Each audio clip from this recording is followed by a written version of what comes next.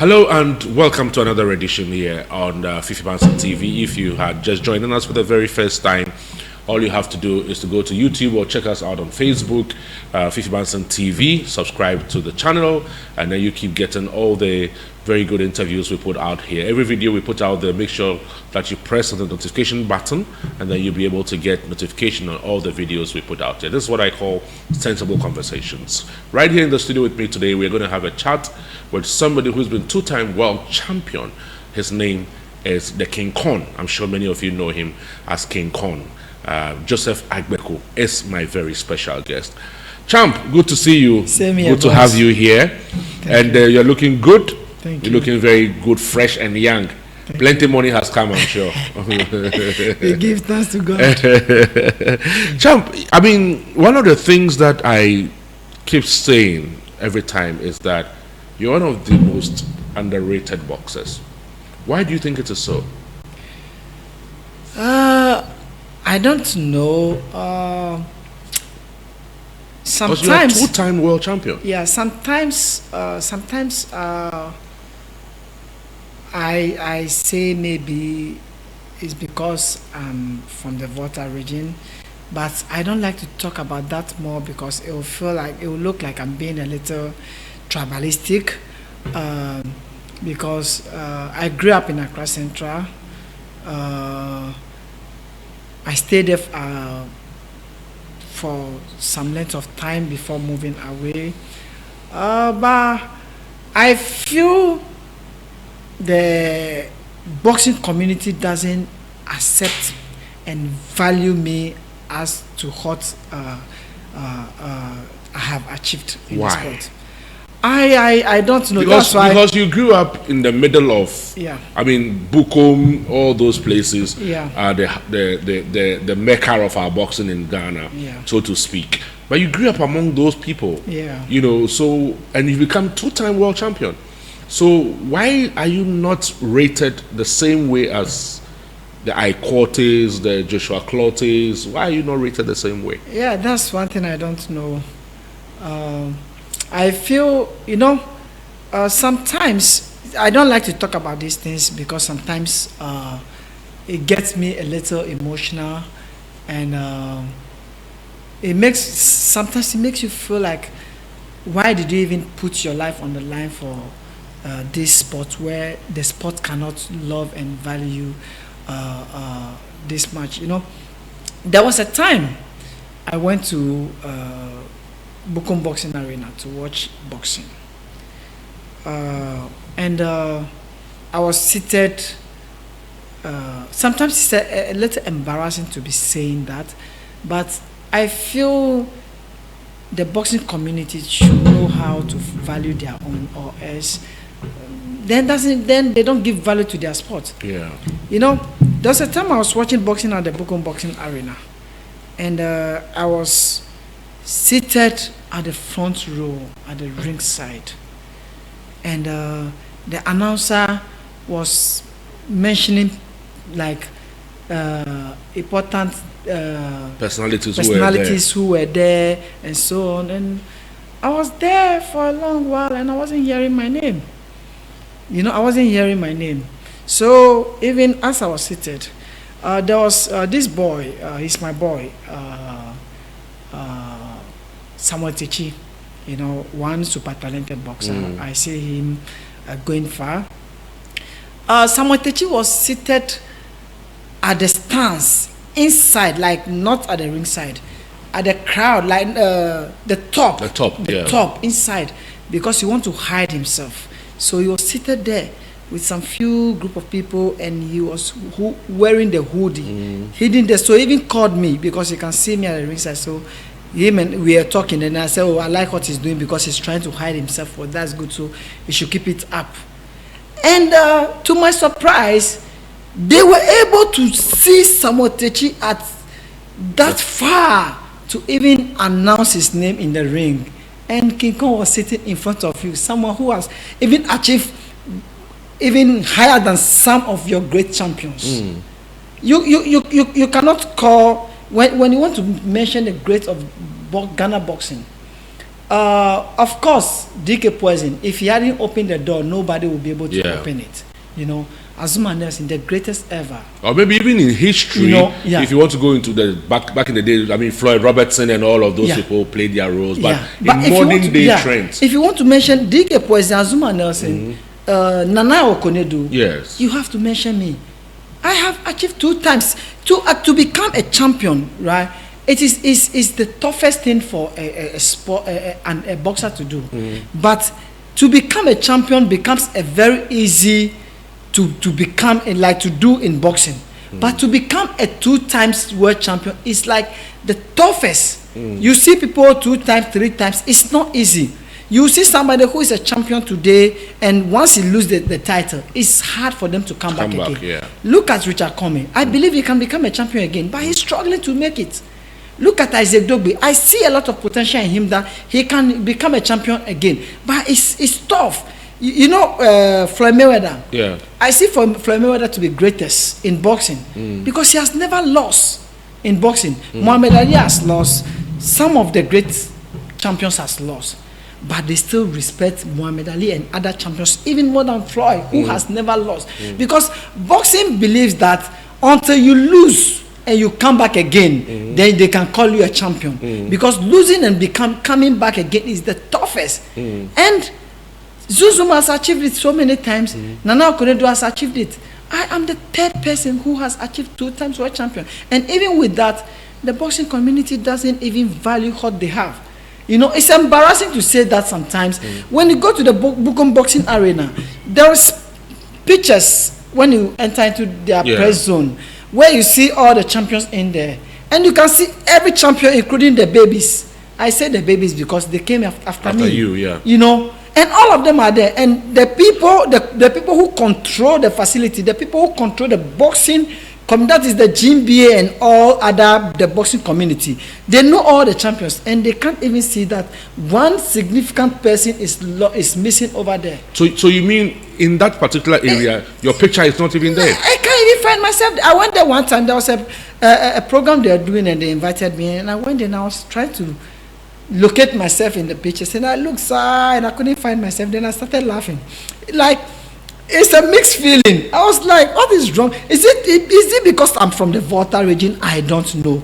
Is it because I don't know? Or maybe it's because I couldn't make like the big monies like how Agbeko and so other boxers made, and when they go to the area, they were able to spray money like this and spray it left and right. Or maybe it's because I didn't get to that. I don't know. But they I don't know. So, is it also not because you are a bit more reserved? You are too reserved, and therefore you are not out there like that. I've not been out there, but I've been close to the boxing community. I've even tried a numerous times to even help to grow the sport. I came up with the Fresh King Entertainment. I promoted a big fight at Accra Sports Stadium, a fight that I would say that made a lot of impact into boxing today, because then we don't do like when we have a fight, we just do a ring and then we look for some light and hang it there to flash into the ring so people can watch boxing. But that was the first time we had a fight with a ring light, with the trusses and everything, with a ring light. Even at the ring side, you can see some televisions showing dressing room and everything. That night, the ring side was packed with like almost half of the celebrities in Ghana. It was a packed event. That fight came with a lot of loss, a lot of challenges, but we made sure the event is delivered and delivered in a class way. And since then, they have joined the trend. And I don't know. I have tried numerous times to revive the sport, to build up for the growth of the sport. I've tried so many times. There was a time that I was trying to do a fight in Ghana, which I was supposed to be on the show with some other young fighters who were also supposed to be on the show. You know, in boxing here, no sponsors, no other stuffs. You have to put in your own money and so on.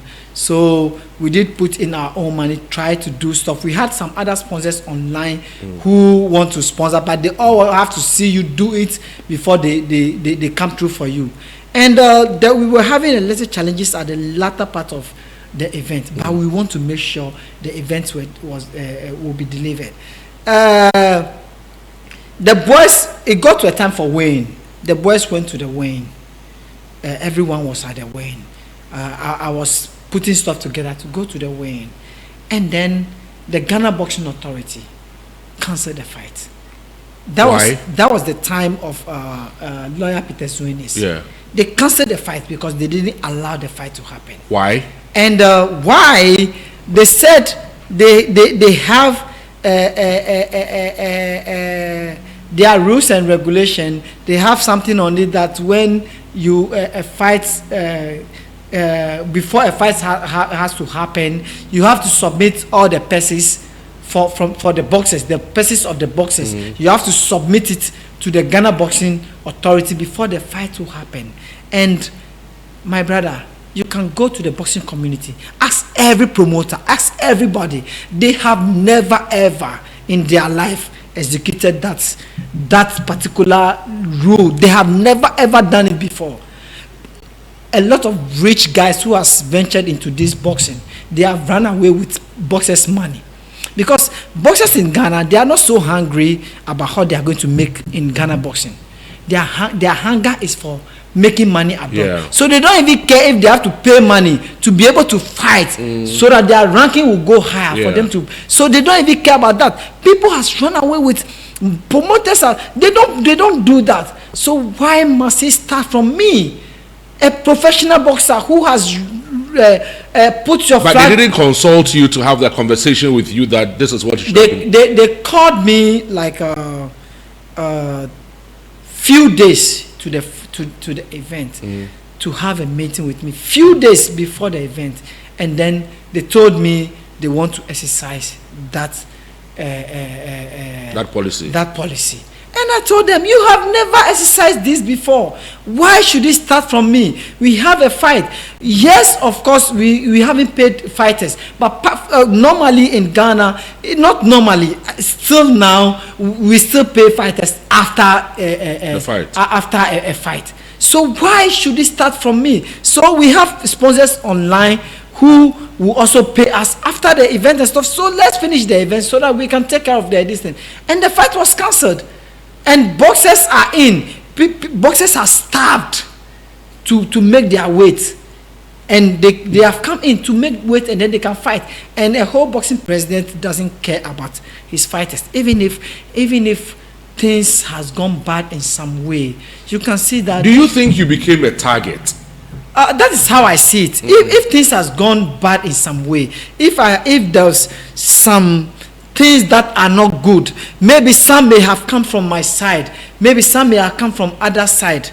As a boxing fraternity, as the father of the sport, lawyer Peter Zuenis, you supposed to try to do an indoor something, try to cover the sport, because at that particular time you are the father of the sport, you are the president of the sport. You have to, whatever it, I don't know, whatever it is, that is why they try to like destroy me, but whatever it is, you have to take the sport first, because you are the president. So you have to try to do some indoor meeting, try to see how things can be protect, so that you can protect the face of the sport. Don't look at Joseph Agbeko. You forget about everything. Because of Joseph Agbeko, you have been able to fly from Ghana so many times to come to America and stand just to represent Ghana in the name of Joseph Agbeko. So even if I haven't done anything for you, I have made you proud. I've brought you from Ghana. So I've made, when you were vice president, I have actually made the sports proud, that you have also gotten some of the credit to yourself. So think about that. That is the brand you want to destroy at that particular time. You want to destroy that brand at that particular time. But also think about the sport that you are the president for, and know that if I do this, it doesn't only destroy my target, it also destroys the sport. How can I call this person? We go indoors and then we see how we can resolve this, so that at least we look for, so even if the fight cannot even happen, that we can come out with some nice reason, then things go on, then we know how to do. and they destroyed my fight. A lot of resources went into that fight, and it was destroyed. And I feel the Ghana boxing community doesn't want me to grow. I feel every time I'm trying to do something, you know, sometimes you just have to say the truth as it is. Yeah. You know, you can't beat around the bush. Every time I try to do anything, they always look for a way to break it. Anytime I'm trying to do, you know, if your brother is trying to do something, either he has the strength to do it or he doesn't have the strength to do it. If you see that whatever he's trying to do, if it is for the benefit of the sport, look, if you can't help him, allow him to do it. Yeah. You know, but they always try to break me, and sometimes maybe it's because I'm a Voltarian. Maybe I don't know. Yes, I mean this thing about Voltarian and all of that, you know, it's not a very comfortable subject for you, I know, and not for anybody as well, because the tribalistic aspect of it is not good for the sport. Yeah, you know, but you keep repeating that you know, because maybe you're from the Volta region, but Volta region have produced some great boxers. Yep. You know, so why are you in particular a target? Is Isaac Dogbe also going through the same? I don't know what Isaac Dogbe is going through at this particular time. I don't know what he's going through, but you know, they'll always act beautiful and lovely and smile with you when you're on the top, when you're flying, when everything is looking good for you. But when it's not like that, again, it's a different story too. You know, boxing has been made like it belongs to only the guns. You know, it has been crafted like it's a sport only for the guns. You know, yes, I love it, I respect it. The sport actually grew in the land of Bukom. Yeah, that is the gun land. They are fishermen. They don't have anywhere to go. They go to fishing. If they don't want to go to fish, they fight. They do asafachale. They do everything. So the sport generated from that side. But they've also produced some other great fighters from other places. You know, ABGEKO and Co. Kofi Jantwa, yes. Nanaya Okonedu. Yes. It's from the Ashanti and all I those said places. Dogbe from Volta region. Yeah. Even this Olympia that died recently in Volta region. You know, the sport is for Ghana. Yes, right now, for you to become a boxer, even if you are living in, let's say, Ashama, you can't be a boxer. You have to come and base in Bukom because all the gyms are in Bukom, which is good. We all love it, so we all grew from there. But they should accept the fact that the sport is not only for them. There are warriors all over the country. There are warriors. To become a boxer, you only just have to have the heart of a warrior. You know that you are going in, even when you are seeing blood, you can still fight. That is it. You know, so they should. So I don't know if that is the reason. I don't know, but I always bring that in because they have a way of treating a boxer from outside, from a different tribe than a boxer from Accra Central. Let me give you an example. If you are from Volta region, Northern region, and other parts of the country, and you even move to live in Accra Central to be a boxer, believe me, sometimes they are going to use you to feed another Accra boxer to fight to beat you, so that Accra boxer can build his record, because they feel like your home, there's no people in your home. You don't have responsibility. You cannot take care of people. They can take you to abroad for you to go and fight, to lose, so they can make money, because your home, you don't want them. You don't want to leave a legacy. Do you get me? They treat people from other places that comes to live there so they can grow their career. They treat you different from how they treat the indigenous Gan people, which I don't think is fair. That is why sometimes I say it loud that maybe it's because I'm from the Volta region. Maybe that's why I will keep on saying that until the boxing community start to do their things fairly and genuinely. Do you see yourself one day in the administration of boxing in this country? Never. I wouldn't want to. When you say administration, to be the GBA president, no. A member of the GBA. No. Why not? Because you can go and change some of these perceptions. Maybe I may change it through a different way, but I don't want to be in that sector. Have you had conversations with people like Azuma and Nelson about some of these problems? I haven't had. Azuma Zuzum is my father. I won't talk for him, but I won't talk for him. He's my father. We have had normal conversation in the sport, but not to do with the growth and stuff about the sport. Do you see anybody else becoming a world champion soon? Anybody else becoming a world champion soon? From the way GBA handles boxing in Ghana, from the promotion point of view, from the boxers you have seen in Bukom and anywhere else in Ghana, do you see anybody getting? Because at a point, it got to a point we had a lot of world champions.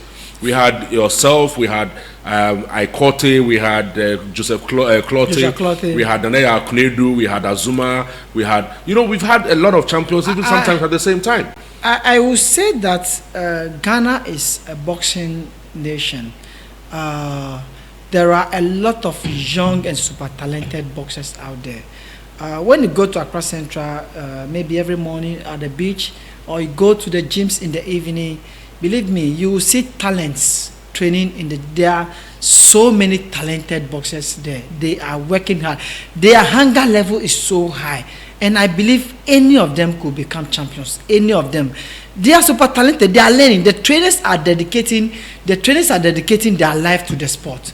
The boxers are dedicating their life to the sport. There are people who are managers. They don't have enough. But the little that they have, they are investing it into the boxers to make sure that the boxers get to the top, so they can also recoup whatever they are putting in, or even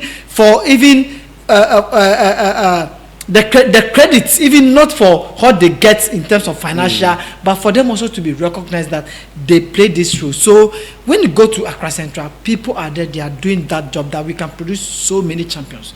The only thing I can say is that the new GBA administration, Mr. Kote administration, they are doing so much to make sure Ghana boxing grow to its level. They have the boxing league going on. They are really pushing it to make sure boxing run regularly in Ghana, so that every boxer, juvenile, amateur, even the female boxing, including the professionals, they can always have a run, so that they can participate in matches regularly, and that is what will enhance your ability and everything in the sport. So I think they are doing a lot of work.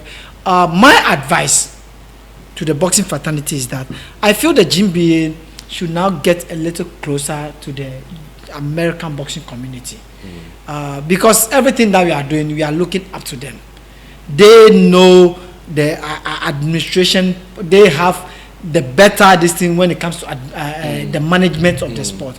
They should get closer to the sport in the US. Maybe Nevada Athletic Commission, maybe New York Athletic Commission. They should get close to them. They should look at how the sport is being run. Because this is a sport where people are putting their life, their sweat. They can die in the ring. You don't have to go into the sport and then you finish and you don't have anything. You can't lie on anything. Everything is because the sport wasn't managed properly. They should get close to those people, learn. If they have to go for a course, I'm not saying they don't know. They know so much, and they are putting in everything that they know into it to make sure the sport is going well, because they love the sport. They are there because they love the sport, so that they can learn from them. When they learn from them, they come to Ghana, apply all those lessons into our boxing community. Is it normal? I mean, you've been in the sport. Is it normal? I mean, in recent times, I've been reading things like boxers who are outside, who if you want to fight under Ghana flag, you have to come and register with the GBA and all of those things. Is it normal out there, like it's done in America, in Cuba, in some of those other countries? Is it normal? Because recently, there was this guy in England, this Ghanaian boxer, he's a heavyweight boxer in the UK, who left here for the UK, and he wanted to fight for Ghana initially. GBA says if he wants to fight for Ghana, he should come down and come and register with the GBA and all of that. And he decided to fight for England. So is it normal if you want to fight under Ghana? Isn't the GBA who has to come and look for you, talk to you to come and fight under Ghana? They see the potential and all of that. Is it normal? For me to address... Uchikomi also had some issues with the GBA and all of that. Yeah. For me to address that, right, I will start by saying that, you see, our boxing community, when it comes to the managers moving forward, managers, promoters moving to the top. Everybody sees the sport as in they are helping the boxers. They don't see it as an entity. They don't see it as a business that they are into.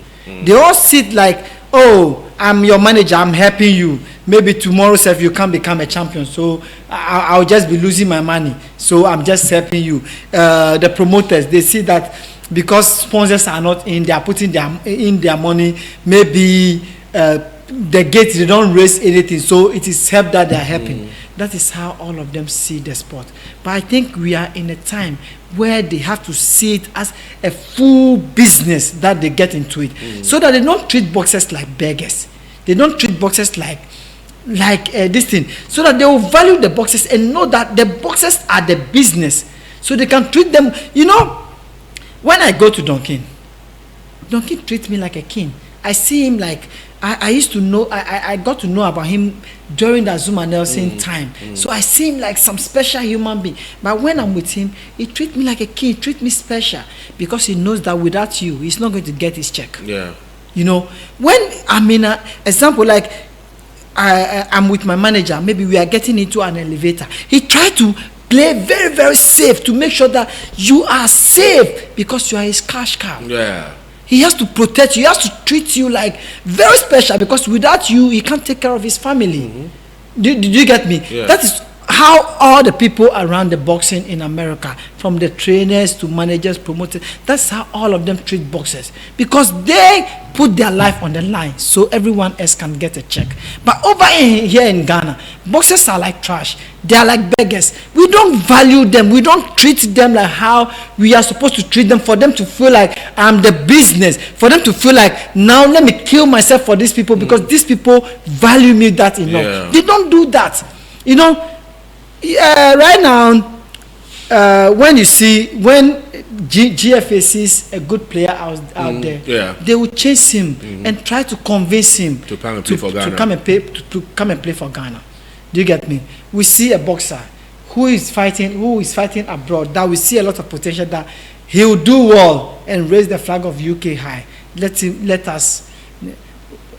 We should make him feel, you know, it's good sometimes. Boxers, our job is tough. They punch our head, you know, so we can get our brain works differently from the normal people because they punch our head. We can't change that. Through our training, we go through a very tough training regime, like a very serious training that make us even to think differently, because even before you go into the fight, you have to reduce your weight from some certain distance to another level. You have to go through hunger and be in the ring fighting somebody in training before. So our brain thinks differently. So most time when you come to us and you treat us like a woman, like you, sometimes you're actually looking at us like a fool, you know. But when we feel that sweetness, it makes us act soft. It makes us sometimes we need that treatment because some small pampering, just something small to make us feel a little important. Then we leave everything for you. I think that boy deserves that. I'm not saying, you know, for you to fight for Ghana, of course you need a license. But if that boy fights for Ghana, that means he's going to pay some percentage to the Ghana Boxing Authority. You need that money. You need it to run your day-to-day affair. So why not go pamper him, and then, you know, I don't know the inside story. Do you get me? But if it's like that, at least we should also change some people. You know, we should also let bosses feel special. What has been your most difficult fight ever? Most difficult fight? I would say I love boxing. Boxing is my passion. I enjoy fighting. Whenever they tell me you have a fight, I'm happy. I don't only think about what I'm going to get paid, but I feel that it's an opportunity for me to just showcase the talent that God has given me. So whenever I'm in the ring, either tough or easy, I just see it like a normal fight for me. The only tough fight that I would say is that the time I was going to fight Guillermo Rigondo, he's 2 times Olympic gold medalist, 1 time world amateur boxing champion, so it's like 3 times amateur champion, like world amateur champion. When I was going to fight him, there was a point where myself, my promoter, Bob Aron, my manager Frank Espinoza, and Duncan, we got into a situation where they have to take 50% of my earning free to Duncan, which he hasn't done anything for. And if I don't do that, then the fight, I have to do that. And my only way to stop that is to pull out of the fight. If I don't want to give Duncan that money, I only have to pull up the fight. And I've thought of, it was a close time to the fight. I've thought of people who has purchased their tickets already, people who want to see me fight. So that means I have to fight. And at that particular time, it was a very short time. I wouldn't be able to do anything about it. So I just have to go in to fight. So my spirit was taken away out of that fight. So in that particular fight, I was fighting the most toughest fighter at my division at that particular moment, but I couldn't function. My brain, my body, I couldn't function. I was just you're not focused. Yeah, just in to fight. So it actually made the fight very, very difficult for me. So I would say that you lost that fight. Yeah, I lost on points. What about Abner Mares' fight? You know, is it the fight you want to quickly forget? I can never, even my children cannot forget the name Abner Mares. You know, on our first fight, you fought him twice, right? Yes. On our first fight, it's either I won or they could easily make it a draw. So I move to my direction. He also take his direction. But Golden Boy was very, very focused in making Abner Mares a world champion, because Mares was their first grassroots fighter that they want, that has gotten into the championship level. So they want to make sure at all costs they make him a champion. I wouldn't say the referee was bribed, no. But for whatever reason, the referee got lost, because a lot of things happened in there that he couldn't see, and Mares was giving me thousands of low blow that he couldn't see, and the fight keep on going, and that actually affected me. Every time that referee sees me, if he sees me three times in 10 minutes, he's going to apologize to me 3 times. Wow. Yeah. If he sees me, sometimes he comes to Floyd Mayweather gym to referee sparring over there, and we can just meet, and they say, "Oh, Joseph, I'm sorry." The next minute we are still in there. If he comes across me 3 times, 10 times, he will apologize to me 10 times. So that shows a lot of remorse in his attitude. But that fight took a lot from me, and me going in for a rematch actually damaged me the more, because I should have even just let it go and just move ahead. But I felt I could beat him, and that IBF also gave me an automatic rematch because I deserved it. But going into the rematch actually did me more damage than right, because I would say Donkey sold the fight to Golden Boy. The reason why I would say Donkey sold the fight to Golden Boy, because it was supposed to be Donkey promotion and Golden Boy promotion, not only Golden Boy promotion. The fight was given to Golden Boy, and it became entirely Golden Boy promotion. And the fight was taken to Abner Mares' hometown in California, his actual hometown, and the fight was staged there. And Donkey was not even present at the fight on that night. So, and that night in the ring, it was like I became crippled, like they tie my hands to me, because every little thing that I would do, the referee wants to complain. Every small things that I'm a boxer and I've been in the profession for a long time, so I should know wrong from right. Every small thing. So now I frustrated. I couldn't do anything, because and when he's giving me warning, you can see his facial expression, like his facial expression even gets me scared whenever he's warning me. So because of that, I am forcing myself not to do anything mistake. So that alone put me in some corner for me to be able to just fight, and I lost it for the second time, and that was a proper loss, not a robbery, and it took away everything from me. The politics in boxing. Some have said there's a lot of politics in boxing. You think Duncan and all of those people, they play a lot of politics in boxing? I am from the sport. I am a product of boxing, and for us to do the sport, to make it better, it's better for us to destroy the negative things in the sport, and for us to be able to Promote make it the positive ones. the positive ones. So I wouldn't want to talk about the negative things in the sport, but I'll say the politics in boxing is even higher than the politics in our country's governance. Yeah, boxing politics is higher than politics in our governance system. Yeah. Did you make money from boxing? Higher politics. Wow. Did you make money from boxing? Did I make money from boxing? I would say yes and no, because I didn't get whatever I deserved. The name King Kong, how did it come up? The name King Kong is my birth name, given to me by my dad. That's why I always say that I didn't choose boxing. Boxing chose me, because the name King Kong is actually what pushed me into boxing. So King Kong pushed me into boxing. So I am destined to be a boxer. I am a natural. I am born to be a fighter.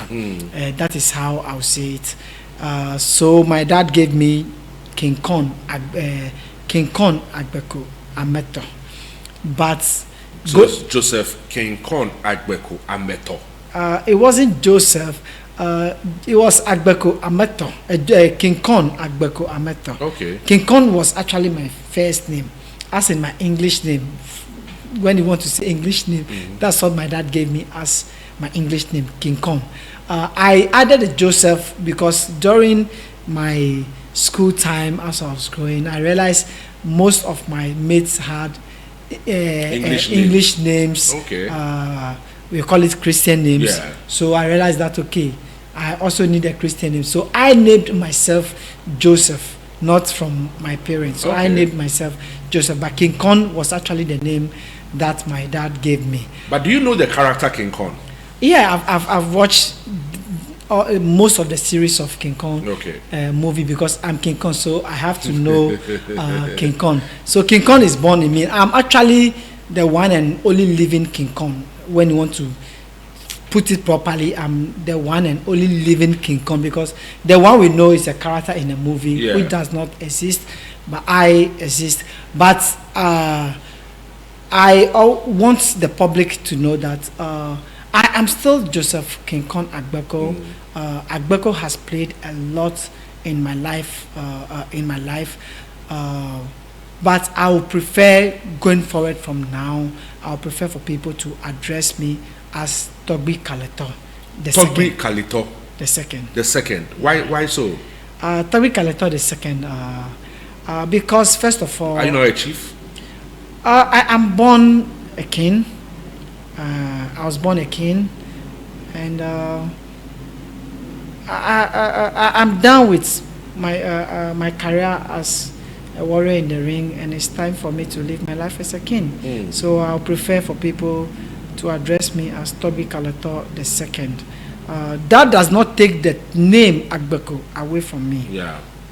I still hold the name Agbeko. If you call me, yes, I'll respond, because it's my name. It's my identity. It's my everything. But I will prefer I am being addressed as Togbi Kaleto the second. Togbi Kaleto the second. Is there any particular person, boxer, or person that you think that, especially for the sports boxing, that you think that Ghanaians should be looking out for? I would say there's this young boy. I've known him since he was a baby, and I see a lot of potential in him, and I see him becoming not just a champion but a mega star in Ghana boxing. and he is called Theophilus Alote. He's from the Wisdom Boxing Club, and I believe he is a champion in the making, and I urge all Ghanaians to watch out for him. Is it some young boy that I see his videos sometimes on training? Yes. Okay, yes. is he in your camp? Is he your small? Yeah, it's in my camp. It's in your camp? Yeah. Oh, so you already... I'm not only saying Ghanaians should watch out for him only because he's in my camp, but I've been a champion, and if I see a champion, I should be able to identify one, and I can see a lot of greatness in him. I believe he will not only become a superstar champion, but a mega one. Not just him, but Joseph Comey. Joseph Comey. He's also from the Black Panthers Boxing Club. Both of them are in my camp, and they are world beaters. They are great champions in the making. So I urge the public to watch out for them. There are a lot of expectations, I mean, but at the moment you have a foundation. Yeah. Let's talk briefly about your foundation before we round up. What is your foundation doing, the Joseph Agbeko Foundation? Joseph Agbeko Foundation, first of all, I have been a boxer. I've known the tough sides of boxing, the advantages of the boxers and the disadvantages of the boxers. My duty is to fight for boxers. My duties is for boxers to get what they deserve. They don't sweat water, they sweat blood, and they deserve every bit of their sweat. So my purpose is to be able to make the journey a little softer for them than how we all we all went through to the top the hard way. And my desire is to be able to make it a little soft for them. Joseph Agbeko Foundation is our focus is to be able to, reduce. There's a lot of crime on the street. We believe boxing is equally tough as the street, and people use a lot of tough hearts from the streets into boxing. So when someone can easily commit huge crime on the street, why can't we transform that energy of the street into boxing so that they can be useful to themselves, to their family, and to society as a whole? So we want to make sure. I have been in this sport for so long. The boxing has given me the little that it can give me. I'm very grateful. Whatever experience that I've gotten out of the sport, I think it's a time for me also to apply that knowledge into the sport to make the sport better, and also to make the street a better place. Well, in terms of Joseph Agbeko Foundation, I think that it's important that we all support the foundation. If somebody wants to support the foundation, how would they be able to do that? Because what you're doing is very key to national security, whereby you're taking crime off the streets, putting boys out of the streets, to be able to rather get into boxing rather than be on the street for crime. If somebody wants to support such a foundation, how will the person be able to reach out to you? I would say we have a website that is www.josephagbeko.org. Every information for anyone to be able to contact us is on the website. We are working on our maiden event, which is the Joseph Agbeko Fight Night, which will be happening before the end of the year. And by then, all structures will be put in place properly, and then whoever wants to support the foundation it will make it easier for anyone who wants to support us to come on board. So if you go to the website, it says www.josephagbeko.org.